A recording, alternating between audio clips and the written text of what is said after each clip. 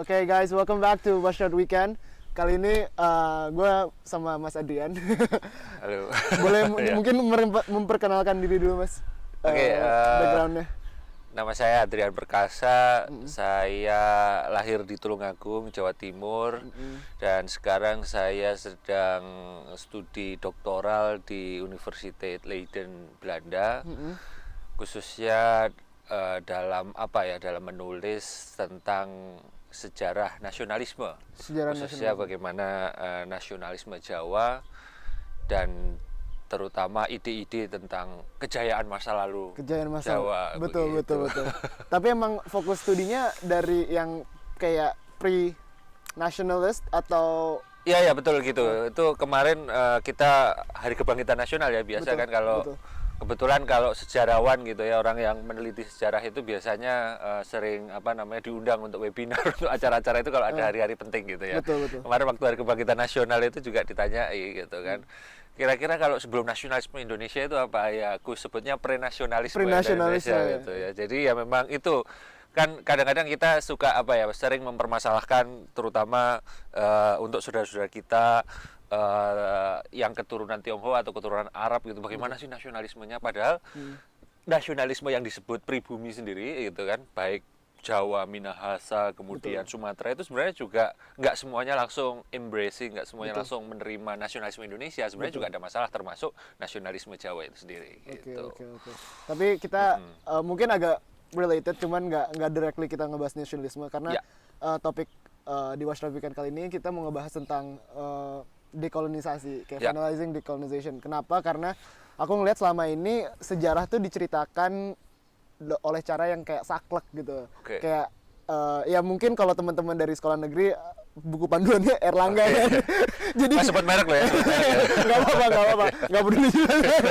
Penerbitnya Erlangga atau Gramedia atau pokoknya mereka punya satu guideline lah gitu. Tapi kalau misalnya dari sekolah aku dulu, aku nggak pernah diajarin sejarah satu sisi gitu. Kita selalu tahu sejarah itu is written by the winner atau is written by the one who actually reads it.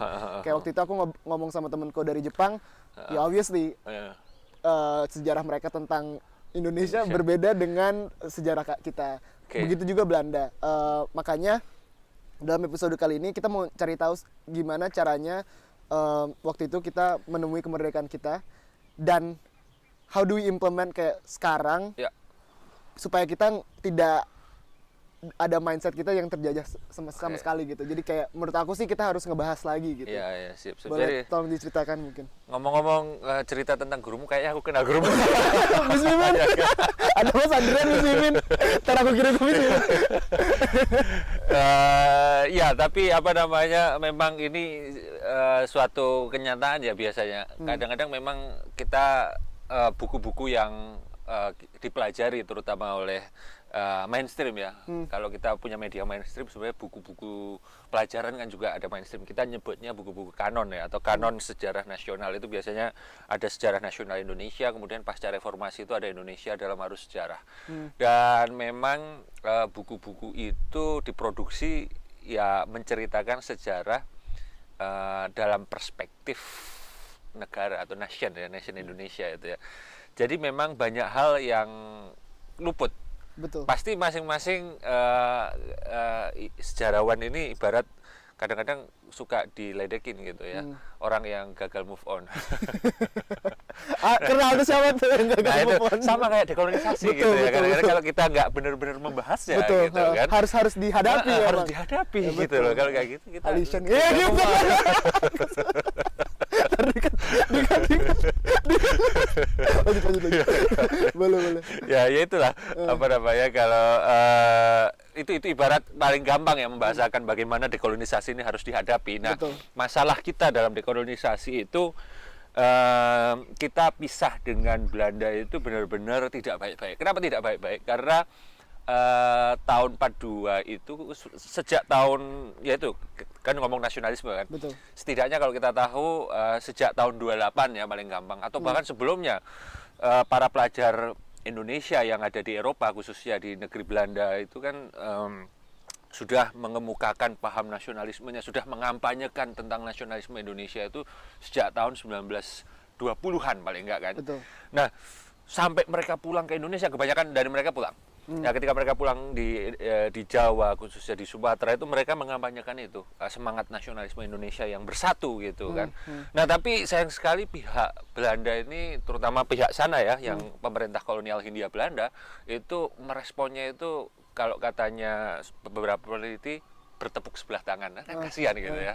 Emang enak Mas. Gak enak kan bertepuk sebelah tangan itu kan. Nah, satu sisi sampai itu terutama ya bayangkan seorang kayak Hatta gitu ya, yang sudah pernah sekolah di sini dan dulu juga sudah hampir dipermasalahkan di sini ketika studi itu. Betul. Di sana juga dipenjara lagi gitu, bahkan dibuang gitu kan, itu kan juga berlebihan gitu ya. Betul. Nah, semangat untuk mendapatkan kemerdekaan dan semangat nasionalisme di sana karena bertepuk sebelah tangan, akhirnya tiba-tiba ketika Jepang datang itu berubah landscape, terutama landscape politik kan berubah. Orang-orang yang dulu dibuang Belanda kayak Insinyur Soekarno, kayak Dr. Andes Muhammad Hatta dan teman-temannya itu kan, Nggak apa-apa. ya, dan teman-temannya itu Apa? Mas, ini I think it's still fine. Lanjut aja dulu. Nggak. Lihat dulu grafiknya. Tapi ini cuma sebentar doang sih. Diselesain dulu aja, diselesain. apa ujungnya ya kita. Dulu lanjut aja dulu. Ini we're shaded juga nggak apa-apa. Lanjut. Oke. Boleh, Mas, lanjut Mas. Maaf. Jadi sampai mana? Kan jokes. Gak apa-apa. Ya itu ketika Jepang datang landscape politik berubah sekali ya, terutama. Halo. Landscape politik berubah sekali di mana orang-orang yang dulu diasingkan Belanda itu menjadi memegang pucuk-pucuk pimpinan politik yang penting gitu ya, terutama kayak Insinyur Soekarno, Muhammad Hatta dan lain sebagainya. Nah itu jadi, nah disitulah kemudian mereka jadi pimpinan nasional, dan kemudian ketika Jepang kalah Perang Dunia itu, mereka langsung menanggapi respon masyarakat Indonesia, dan juga mereka memang mau mendeklarasikan kemerdekaan Indonesia, maka mereka segera memproklamirkan kemerdekaan bangsa Indonesia ya pada waktu saat itu. itu ya. Karena kita baru berbentuk republik itu belum 17 Agustus loh ya. Kalau kita baca proklamasi baik-baik itu yang merdeka bangsanya. Nah, republik itu baru ada tanggal 18 Agustus kan. Betul. Setelah sidang PPKI. Nah, itu kita kadang-kadang sering rancu kan. Padahal itu dua hal yang berbeda. Nah, ini yang kemudian dilihat Belanda, pihak Belanda yang di sini itu kaget loh, kok mereka merdeka gitu kan. Padahal aku kan waktu itu Jepang datang, aku mengungsi sementara. Dan mereka pengen kembali itu seperti sebelum Jepang datang, sebelum tahun 42. Betul. Melanjutkan. Nah, ini kan jadi masalah gitu kan. Ada perbedaan persepsi. Nah, ketika yang Indonesia merasa bahwa Belanda ini dulu nggak mau mati-matian mempertahankan Indonesia, malah justru ketika baru diserang Jepang langsung menyerah kan. Buktinya langsung tanpa ada perang besar-besaran gitu loh. Langsung diserahkan aja gitu loh. Kok kita enak sekali gitu dilempar-lempar ke penjajah gitu kan. Betul. Ya, jadi ada dua perspektif yang saling bertolak belakang. Nah, masalahnya kemudian kalau kita lihat di sini itu kan ya juga mereka nggak begitu tahu waktu itu juga ide-ide progresivitas itu juga nggak begitu kayak sekarang gitu kan. Sekarang kalau kita lihat ide-ide progresif tentang menghapuskan perbudakan itu ya memang sudah maju sejak zaman dulu, tapi ya itu tadi karena belum sekuat hari ini, misalnya sekuat seperti saat ini, dan juga media juga belum terlalu banyak tahu bagaimana kondisi sebenarnya di Indonesia, akhirnya ya ada miss gitu ya. Betul. Terutama di Indonesia sendiri. Nah, kadang-kadang juga proklamasi kemerdekaan itu memantik banyak revolusi memang, dan revolusi selalu, ya ini kebetulan penelitianku sejak S1, revolusi itu selalu seperti Saturnus yang memakan anaknya gitu kan. Okay. Nah, itu ibarat cerita mitologi itu kan Yunani kan, dan Romawi, bagaimana kemudian revolusi banyak memakan korban termasuk di Indonesia sendiri. Nah, inilah di Indonesia kadang-kadang penulisan sejarah kita terlalu mengglorifikasi yang namanya revolusi. Ini karena hujan kita. Betul. Halo teman-teman, maaf tadi kendala cuaca jadi hujan. Ya, Belanda ya. Belanda. Sorry, aku voice memo belum di sini. Kita nyalain aja nggak apa-apa. Yuk. Jadi gimana Mas? Tadi soal Jepang kita ngebahas udah ngebahas sampai soal Jepang kan? Jepang. Dan aku juga kemarin udah ngobrol sama Friedrich Thailand. Yeah. Dia dari profesor dari VU Amsterdam, Yeah. tapi dari KTLV juga kalau nggak salah. Dan dia ngomong kayak memang kita Indonesia dan Belanda putusnya nggak kurang baik-baik. Memang ada faktor orang ketiga di situ. Iya, benar. Yaitu kenapa kita ngomong kayak gitu sih? Di sini Jepang.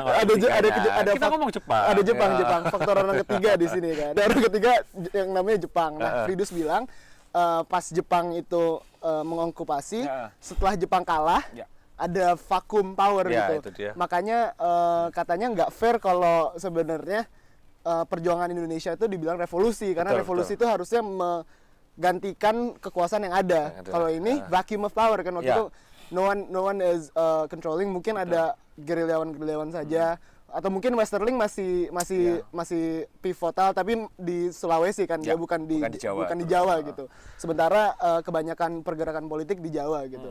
Boleh diceritain nggak Mas? Lebih jelas lagi, waktu itu orang Indonesia mikirnya gimana? Karena kemarin aku udah nanya ke orang Belandanya kan, sesuai perspektif mereka. Kalau orang Indonesianya waktu itu kayak gimana? Ya kebetulan kalau kita belajar, dulu aku pernah belajar hubungan internasional juga. Ya kalau kita belajar hukum internasional memang kan kalau ada sesuai hukum perang, ya kan? Hukum perang yang berlaku gitu ya. Kan Jepang kalah, Jepang waktu itu masuk aksisnya sama Jerman kan ya, sama Italia. Itu harusnya memang menyerahkan semua yang dimiliki itu atau pampasan perang itu kepada pemenang perang. Betul. Nah, kalau dari sisi hukum internasional memang susah ya, maksudnya waktu itu vacuum of power memang seharusnya itu dikembalikan ke yang punya Jepang yang diambil, daerah-daerah yang diambil Jepang harusnya dikembalikan kepada yang punya sebelum menang. Nah, itu memang hukum, aturan hukum internasional. Nah, tapi ya kita harus lihat juga, nah ini yang sering miss dalam pandangan, terutama perspektif politiknya Belanda ya, bahwa bagaimana pihak Indonesia itu lupa dia bahwa dari dulu dia pengen merdeka kan. Tapi selalu bertepuk sebelah tangan, bahkan sejak akhir tahun 2000-an. Dan itu tidak ditanggapi dengan serius. Inggris kenapa agak baik-baik kan, lebih baik-baik dengan India, karena memang sejak awal abad ke-20 bahkan akhir abad ke-19 Inggris itu sudah progresif gitu ya, menerapkan, misalnya kita tahu ada All India National Congress gitu ya. Dulu Indonesia mau bikin itu, misalnya Syarikat Islam, bahkan Budi Utomo yang sangat loyal pada pemerintah kolonial gitu kan, itu ya mangkalnya luar biasa gitu kan. Akhirnya menyatukan diri sama kelompok-kelompok nasionalis, dan itulah yang yang sering menjadikan puncak titik 45 itu ada missnya masing-masing di situ gitu ya. Dan terutama kalau dari pihak Indonesia yang kita harus akui juga bahwa nah ini yang tadi kalau kita bilang di dalam sejarah kita, terutama sejarah yang kita pelajari di sekolah sejak SD sampai SMA, kita kan selalu mengglorifikasi revolusi. Betul. Itu satu hal yang menurut pandanganku, menurut perspektifku itu juga kadang-kadang kurang sehat. Harusnya kan antar SD, SMP, SMA itu harus berbeda ya bagaimana kita mengajarkan. Terus juga kayak kita misalnya lihat buku pelajaran lah, paling gampang buku pelajaran di misalnya kayak di negeri Belanda ini, buku pelajaran sejarah tahun 60-an berbeda dengan buku pelajaran sejarah hari ini. Betul. Nah ini berarti kan ada perkembangan. Sedangkan Indonesia enggak. Ini kan kacau juga gitu lah. Jadi padahal penulisan sejarah itu kan harus disesuaikan dengan zamannya gitu. Dan zaman hari ini mungkin kalau zaman itu bisa dimaklumi ya. Kenapa kemudian menteri-menteri pendidikan kita itu pengen mengajarkan glorifikasi revolusinya. Glorifikasi revolusi, karena mereka juga pelaku-pelakunya kan. Betul. Mereka nggak mau istilahnya membuka boroknya sendiri. Betul. Padahal di dalam revolusi itu kita juga harus lihat gitu loh. Ya tidak semuanya pahlawan begitu loh istilahnya kan. Jadi, mungkin karena zaman dulu masih semangat provinsialisme itu masih kuat juga, kayak mereka tuh butuh bersatu dan common struggle-nya sama Indonesia tidak ada alasan lain selain emang struggle against Belanda gitu kan. Dan mempertahankan dengan alasan mempertahankan kemerdekaan. Betul. Padahal nggak semua orang percaya loh sama kemerdekaan. Nah sama kayak kita tadi ngomong Tulungagung ya. Tadi ngomong Tulungagung, ada orang Tulungagung itu yang sangat tidak percaya dengan Soekarno dan kawan-kawannya. Yang menyatakan memproklamirkan kemerdekaan Indonesia, namanya Mas Slamet. Nah, Mas Slamet ini salah satu pejabat tinggi juga dulu di pemerintah zaman Hindia Belanda. Betul. Di zaman Jepang dia ikut pemerintah pengasingan, dia tetap di Jawa, tapi dia lihat bahwa Soekarno dan Hatta dan kawan-kawannya ini adalah kolaborator. Nah kolaborator kalau hari ini kan kolaborator Jepang ya? Tapi itu kolaborator Jepang. Yang mana itu fasis, yang mana itu kayak Jerman yang ultranasionalis. apa namanya yang benar-benar musuh Betul. semua gitu kan. Dan dia memproklamirkan diri juga bahwa mereka ini nggak semua orang Indonesia loh percaya sama Soekarno Betul. dan kawan-kawannya itu Betul, gitu betul. kan. Kan yang aman dari tuduhan itu Syahrir ya. Syahrir karena dia tidak bekerja sama Jepang waktu itu. Nah, orang-orang kayak Mas Slamet ini kemudian ya dapat suara khususnya di negeri Belanda. Jadi dia mendirikan partai namanya Partai Demokrat waktu itu, si Mas Slamet ini. Nggak banyak yang SBY. tahu kan? Beda-beda. Beda ini Partai Demokrat yang lain. Atau bukan Pak Muldoko juga gitu. Itu yang berbeda. Lanjutkan. Itu juga ada Partai Demokrat. Jadi Partai Demokrat lucu juga ya memang. Itu saking oh ini contoh baik nih. No, ada orang Indonesia yang nggak percaya sama Soekarno. Waktu itu dulu bahkan sampai sekarang ya orang Belanda ini sama Soekarno itu gimana gitu loh. Maksudnya ya ada punya memori yang kurang baik gitu loh sama Soekarno. Tapi padahal Soekarno kan memproklamirkan kemerdekaannya sama Hatta gitu. Tapi kalau sama Hatta mereka sudah selesai. Santai-santai aja gitu. Nah, si saking influensialnya zaman dulu Mas Slamet ini untuk orang Belanda, dia diundang dong ke sini. Dia kampanye di Belanda, bahkan diterima sama Ratu Wilhelmina waktu itu. Oh gitu. Ada. Sampai setinggi itu berarti sampai pengaruhnya. Itu, pengaruh itu. Dan dia mengeluarkan beberapa buku-buku kecil, buklet itu masih ada buku-buku kecil bukletnya itu yang menyebutkan bahwa memang itu strategi Jepang gitu loh. Betul. Menciptakan sosok-sosok kayak Soekarno ini naik panggung lagi gitu loh. Nah, kita juga harus melihat bahwa selain dia itu kan high politics ya. Di level low politics, revolusi itu memunculkan banyak sekali korban loh. Kayak misalnya yang saya pernah tulis di satu artikel waktu saya kuliah di Singapura itu ya. Itu tentang Surabaya. Kita tahu kan 10 November, wah Surabaya Hari Pahlawan, keren gitu. Padahal lupa di situ ketika masa-masa menjelang Hari Pahlawan itu, karena semangat revolusi yang kemerdekaan itu tadi dipahami berbeda-beda oleh tiap-tiap orang. Akhirnya kayak penjara besar itu kan, penjara itu dilepaskan semua orang-orang di situ. Akhirnya selain laskar-laskar yang keren-keren namanya Hizbullah, Sabilillah, TKR, BKR itu juga ada laskar khusus yang namanya gerombolan maling gitu kan. Berandal itu juga itu yang bekas-bekas istilah residivis dan itu juga apa namanya ada satu residivis itu yang luar biasa kejamnya gitu kan, dan maksudnya juga ya brutal. Betul. Brutal, dan juga kita juga jarang akui bahwa di dalam apa namanya di dalam peristiwa seputar 10 November Surabaya itu juga ada pembantaian dan juga pemerkosaan atas orang-orang Eropa. Nah ini kan yang kayak gitu-gitu itu juga apa namanya menyedihkan tuh ya. Betul. Revolusi. Terus ada namanya peristiwa di Jawa Tengah, kita ke Jawa Tengah, ada namanya peristiwa 3 daerah. Nah itu kalau di Surabaya tadi korbannya banyak orang-orang Eropa atau Indo atau Belanda gitu kan. Di Jawa Tengah sendiri korbannya itu banyaknya orang-orang kita sendiri gitu loh. Orang-orang yang bisa dibilang ya orang kita, maksudnya orang kita dan juga berjuang dalam artian misalnya yang hampir terbunuh dalam peristiwa 3 daerah itu Raden Ajeng Kardinah. Itu adiknya Kartini. Itu hampir terbunuh gara-gara dianggap dia feodal gitu. Karena Raden Ajeng itu mau revolusi kan selalu seperti itu, pengennya mengubah tatanan gitu. Betul. Tapi tatanan mana yang harus dirubah itu mereka belum tahu gitu. Nah, waktu itu pasti ekses ya di mana-mana. Sama seperti revolusi Perancis juga. Nah, sayangnya di revolusi Soekarno dan Hatta sendiri seringkali mengingatkan gitu ya bahwa kemerdekaan itu adalah jembatan emas menuju ke tujuan yang. Nah, ini tadi banyak yang bilang revolusi kita terutama pengamat itu revolusi seputar tahun 45 sampai 49 itu ya itu tadi cuma berhasil mengenyahkan Belanda. Betul. Tapi tidak benar-benar mengubah struktur sosial. Betul. Nah, ini yang selalu Soekarno ingatkan sebenarnya sampai dia jatuh gitu ya, sampai Soekarno jatuh bahwa revolusi belum selesai. Betul. Dan ya itu semangat revolusi apa yang harus dipelajari. Nah, ini yang kita sering miss. Karena apa? Karena ganti ya kita masih itu tadi ini penyakitnya prenasionalis Indonesia yang kupikir salah satu alasannya gitu ya. Salah satunya nasionalisme Jawa itu kan melihat bahwa pemimpin itu sok-sok yang Budi Waseso apa namanya?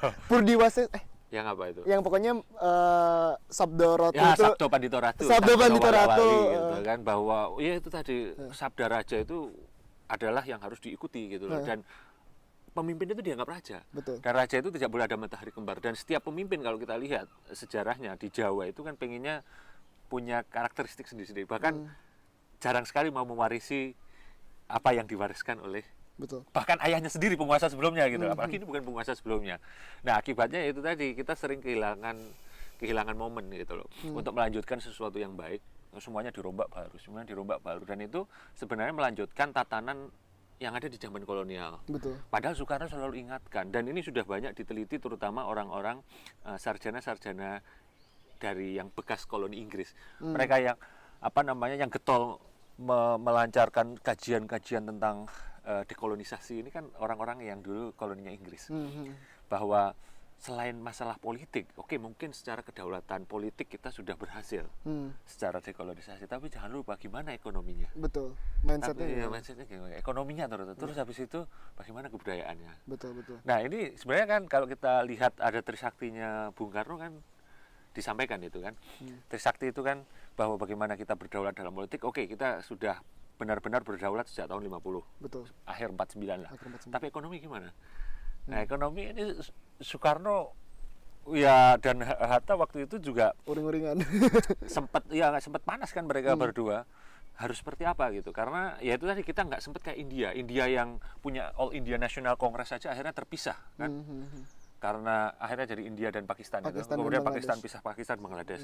Padahal itu sudah dibahas dalam All India National Congress harus seperti apa India pasca kemerdekaan. Apalagi Indonesia yang tidak pernah benar-benar membahas, yang waktu itu tujuannya yang penting merdeka gitu kan. Kayak kepepet gitu. Nah akhirnya ini seringkali dan itu belum istilahnya ya demokrasi, pengennya demokrasi kan. Betul. Tapi ya belum waktu itu infrastruktur demokrasi juga berat, dan itu secara ekonomi kita juga masih sangat lemah karena negara-negara dekolonisasi ini kalau kita lihat semua, bahkan yang seperti Mesir itu punya masalah gitu loh dengan bagaimana dulu negara jajahan itu dieksploitasi sumber daya alamnya atau ekonominya sifatnya ekstraktif, kemudian harus berubah menjadi industri dulu. Kan syaratnya harus jadi industri dulu betul. Bahkan Partai Komunis gitu ya, Partai Komunis itu sendiri juga nggak sepakat langsung menyatu dengan gerakan komunisme internasional, tapi juga memang harus melewati fase industrialis gitu loh. Nah, ini jadi masalah gitu kan. Dan ternyata sampai jatuhnya Pak Karno kita juga belum jadi negara industri toh. Betul. Apalagi kalau kita teruskan sampai hari ini gitu kan. Kita lebih suka cari barang-barang murah daripada kita bersusah-susah untuk memproduksi barang sendiri, kemudian kita mengkonsumsi barang tersebut. Nah ini itu tanda-tanda menurutku juga dekolonisasi belum selesai di bidang ekonomi gitu kan. Oke lah, kalau politik ya sekarang Belanda juga sudah mengakui itu. Tapi secara ekonomi gimana? Nah, ya kan? Nah, kalau terutama dalam kajianku dalam bidang sejarah dan budaya, nah itu tadi kita sampai sejauh mana sih kita benar-benar terdekolonisasi secara budaya gitu. Sampai gimana? Apa maksudnya terdekolonisasi secara budaya? Ya paling gampang ya itu tadi, kalau kita bicarakan masalah kalau dari sisi bahasa, kadang-kadang kita susah memahami bagaimana Belanda beroperasi. Jadi itu tadi susah bagaimana memahami kenapa orang-orang Belanda benci Soekarno, susah memahami bagaimana orang-orang Belanda tidak percaya revolusi karena kita punya masalah terutama dengan bahasa.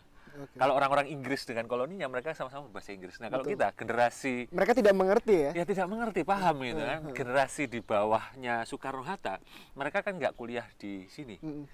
Dan waktu itu Belanda juga sudah morat-marit, sudah bukan jadi kekuatan besar. Dan paling banyak waktu itu kalau kita lihat kekuatan utamanya itu Amerika Serikat kan. Betul. Maka anak-anak yang kemudian memegang tampuk pemerintahan khususnya setelah Soekarno di masa-masa akhir Soekarno sampai zaman Orde Baru itu kan mereka yang lulusan Amerika Serikat. Betul. Bahkan misalnya kayak gini, sistem pendidikan kedokteran. Sistem pendidikan kedokteran itu sudah banyak yang meneliti bahwa terjadi pergeseran besar sekitar tahun 50-an sampai 60-an itu dari yang dulunya mengikuti sistem Belanda menjadi sistem Amerika. Nah itu dari sisi itu aja lah, yang pendidikan kebudayaan gitu ya. Betul. Belum yang lain-lain gitu kan. Nah ini akibatnya apa? Kita miss gitu loh. Kita nggak tahu bagaimana sih sebenarnya perdebatan-perdebatan itu berlangsung, dan akhirnya kayak tiba-tiba Indonesia itu seakan-akan diterima coming out of the blue gitu, taken for granted. Jadi ya Indonesia ini rezekinya saking Gusti Allah gitu. Emang baik aja. Gusti Allah mungkin. Tapi aku kayaknya mau balik lagi ke yang tadi awal-awal yang sebelum hujan. Kita ngebahas kayak glorifikasi revolusi, karena menurut aku susah untuk kita, karena Mas Adrian juga ngomong sejarah harus continuously ditulis ulang untuk fit in ke keadaan zaman sekarang kan. Dan menurut aku kalau revolusi itu kita masih mengglorifikasi kayak bambu runcing, walaupun itu adalah satu hal yang baik, tapi menurut aku kurang tepat. Kenapa? Karena semakin hari kita harus semakin banyak berinteraksi oleh negara-negara lain gitu kan. Adanya globalisasi, perdagangan bebas segala macam. Nah, ada satu poin yang aku lihat penting banget nih, kayak waktu itu dulu kita walaupun melihat Belanda sebagai devil, sebagai setan, sebagai iblis, tapi kita mau duduk bareng dengan mereka gitu. Untuk membahas bahwa kayak kita setelah kalian di sini 350 tahun, kalian sekarang nggak sanggup lagi mengisi power vacuum, kita akhirnya berdiskusi. Nah, diskusi apa yang waktu itu didiskusikan, Mas, kalau boleh tahu? Ya itu panjang ya, memang dalam sekitar perjanjian itu, terutama ada orang yang aku cukup simpatik sama orang ini. Bukan simpatik, maksudnya aku meletakkan orang ini ya itu ya, kalau orang sejarah itu berusaha melihat orang itu ya orang ya, punya salah, punya dosa, punya pahala, punya sisi baik, sisi buruk. Misalnya kayak Van Mook ya. Van Mook itu Letnan Gubernur Jenderal gitu ya. Jadi posisi tertinggi ya, di masa 45 yang harus berdiskusi. Van Mook itu orang yang salah satu pejabat yang paling progresif kalau kita gitu. Paling progresif itu maksudnya apa? Dia yang percaya bahwa pada suatu saat Indonesia harus merdeka. Dan bayangkan dia juga waktu akhirnya diskusi-diskusi, dia awalnya pengen diskusi nih sama Soekarno sama Hatta. Karena dia tahu Hatta, dia tahu orang-orang yang ada dulu waktu di Jepang, dia tetap di zaman okupasi Jepang itu dia tetap di Indonesia, dia tahu beberapa orang di situ, banyak orang, dan dia mau diskusi sama itu, tapi pemerintah Belandanya nggak mau. Terutama ya waktu itu politik ya, situasi politik Belanda kita juga harus lihat kan. Nah sekali lagi ya, semaju-majunya Belanda waktu itu kan nggak tahu kondisi real time-nya Indonesia kayak gimana. Karena emang ya dulu nggak ada internet, nggak ada sosial media, bener sih Mas. Jadi mereka nggak bisa memantau koloninya sendiri gitu. Betul. Bahkan juga menganggap si Van Mook ini, dia itu kenapa punya paham seperti itu, punya paham bahwa Indonesia suatu ketika yang namanya Hindia Belanda itu harus merdeka, karena pertama dia itu orang tuanya memang menikah dan bertemu di Jawa. Dia lahir di Semarang. Kemudian dia menghabiskan sekolah dasarnya di Malang. Dia sekolah menengahnya di HPS Surabaya, tempat yang sama sekolahnya dengan Soekarno. Dia itu seniornya Soekarno di HPS Surabaya. Kemudian dia ke Leiden cuman untuk kuliah, ya kayak kalian ini, sama kayak kita lah, ya cuma untuk kuliah, bayangin. Terus dia akhirnya kembali lagi ke sana karena kuliahnya Indologi, menjadi PNS lah istilahnya di sana. Dia cemerlang karena dia bisa bahasanya sana. Kemudian ya itu suatu ketika dia harus terusir gitu kan, ke arah Jepang pemerintah. Terus dia pengen balik ke situ. Nah, dalam setiap percakapan, dalam setiap negosiasi itu sebenarnya kan dia dekat loh sama Syahrir gitu kan. Hampir beberapa pandangannya hampir sama. Tapi ya itu tadi, kondisi politik di Indonesia seperti itu, kondisi politik di Belanda seperti ini gitu kan. Nah, akhirnya sesimpatik-simpatiknya dia, akhirnya ya kita tahu konferensi meja bundar dan tekanan Amerika Serikat terutama waktu itu, Belanda butuh duit waktu itu kan. Jangan lupa untuk rekonstruksi pasca dijajah Jerman kan mereka. Ada Marshall Plan Amerika. Itu dia juga ada tekanan politik internasional, intinya seperti itu.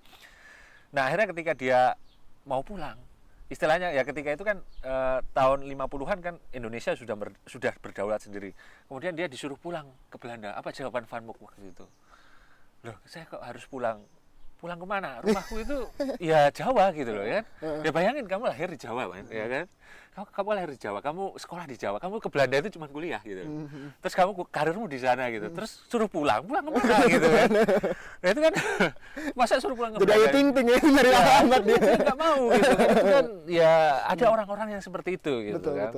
Nah ya walaupun dia mungkin tidak seprogresif, mungkin dalam bayangan dia merdeka itu harus dipimpin orang-orang Belanda juga. Tapi intinya kan dia juga merasa tanah air mereka, kalau ini fatherland, dia bilang fatherlandnya itu ya Jawa gitu kan, atau ya India Belanda waktu itu kan.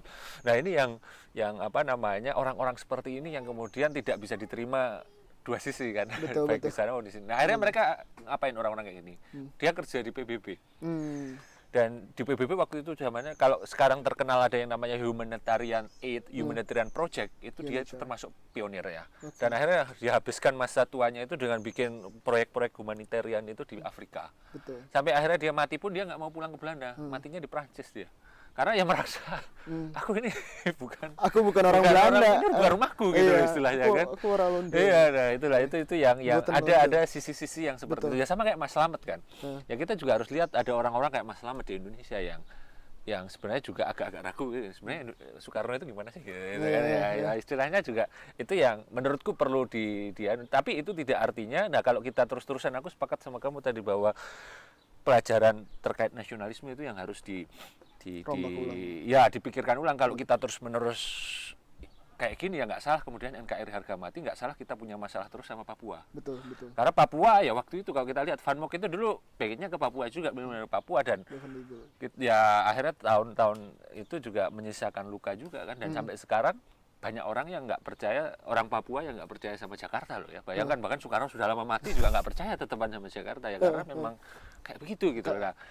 Terlalu dalam mungkin lukanya ya Mas. Nah itulah istilahnya, kalau kita tidak, ya itu tadi, hari ini mungkin ya sejarah nasional kita masih terlalu, ya ini karena penulisannya ya Jawa sentris ya. Sorry itu sih walaupun aku orang Jawa gitu ya, tapi ya ini juga harus dipikirkan ulang lah, bagaimana tahun-tahun revolusi itu di Papua gitu. Nah, oke.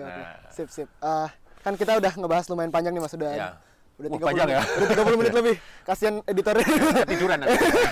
Enggak, nanti pas di-cut kok. Cuman kayak tadi kita udah ngebahas kan, kita putusnya sama Belanda gimana? Berantem, pisahnya gimana? Kurang baik lah. Cuman mungkin kayak as every couple in the world, setelah punya masalah, setelah pisah, mereka akhirnya udah berdamai. Udah kayak temen aja gitu. Iya, udah kayak temen aja. Ini kan kebetulan udah 70 tahun ya Bang. Udah kelamaan ya. Kalau masih udah mati semua. Udah mati, iya. Mungkin kayak kita nih Belanda sama Indonesia lagi ketemu lagi di mall gitu. Apa kabar kamu gitu.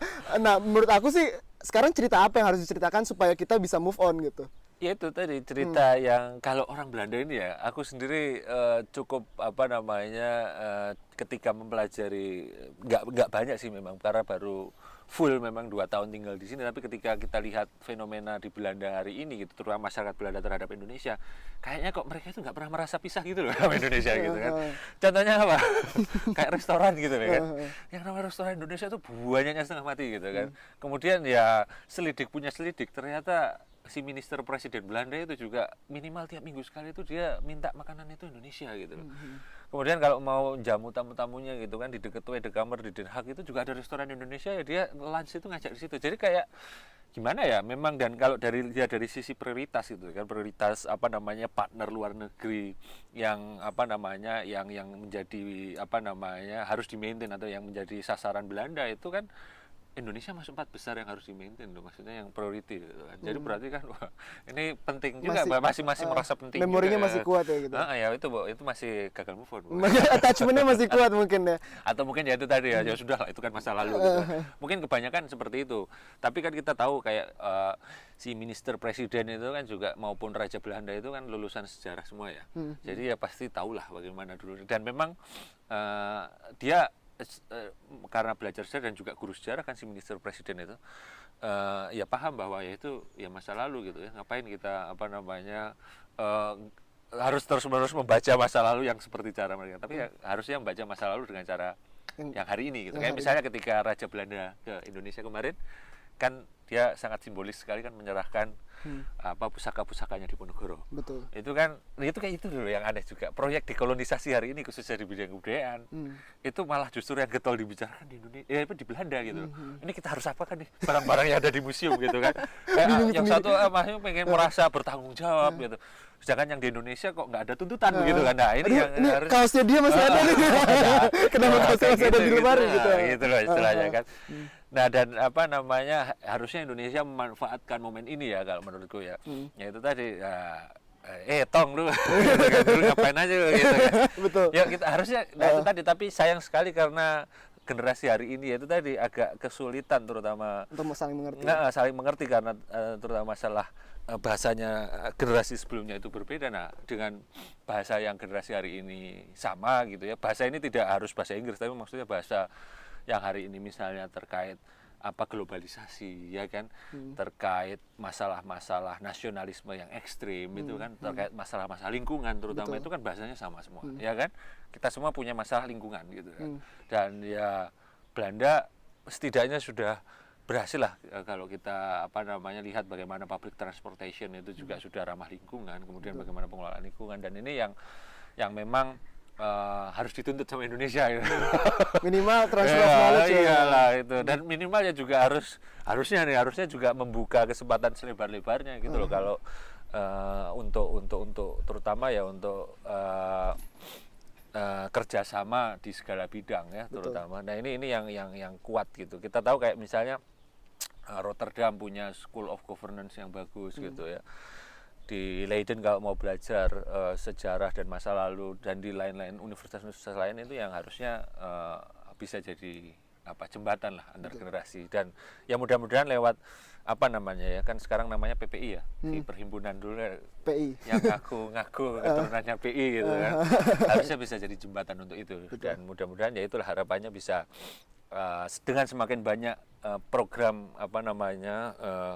ngobrol-ngobrol semacam ini, itu juga antar generasi kita itu semakin paham. Seperti halnya kayak misalnya nanti kita gampang orang India atau orang Australia mau ke Inggris dengan sama, dan harusnya juga seperti itu. Kayak orang Surinam itu kan gampang sekali gitu.